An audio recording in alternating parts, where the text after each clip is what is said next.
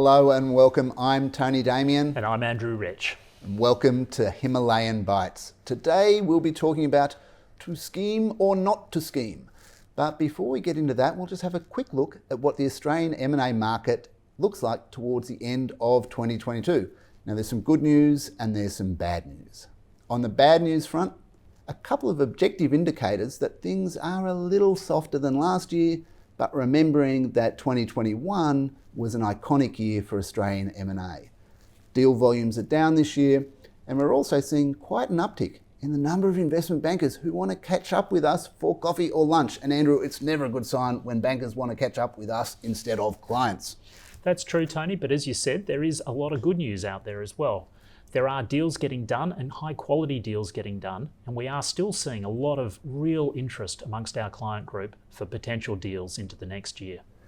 And Andrew, for those people looking to do deals from a bidder perspective, what are the sorts of things they should be thinking about as they prepare to go on an M&A journey? Yeah, good question, Tony. First point is, look at the public materials. What's out there? That'll tell the bidders where the issues are going to be. The competitive landscape. Who are the competitors? What can you do to beat them? Next, what are the target shareholders going to want? What sort of consideration do they want? Is it going to be cash? Is it shares? Is it some combination of both? Then, the target itself. What are the issues that are going to be most important to the target when you approach? If it's something to do with bid funding, hit it squarely in the approach letter. Then, regulatory approvals. It's impossible to spend too much time preparing for the regulatory approval process. Get onto that early.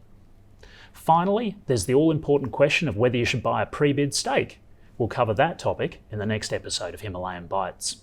Tony, that's the bidder's perspective. What about the target's perspective? Thanks, Andrew. From a target perspective, hopefully the first time you start thinking about a takeover approach isn't when you receive one.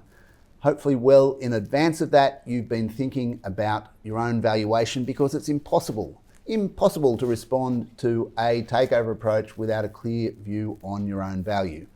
You should also be thinking quite deeply about how your shareholders will respond to this approach. It's very powerful if the board and major shareholders can speak as one to a bidder. Other things on the agenda: are there alternate transactions that you can undertake? Perhaps a demerger, perhaps a sale, something like that that can unlock more value than the bidder is putting on the table. And last but not least, from a very practical perspective, as a board, you need to make sure that your management team can, on the one hand, run the takeover response, but on the other, keep the day-to-day business ticking along nicely. So quite a bit to think about from a target perspective there, Andrew.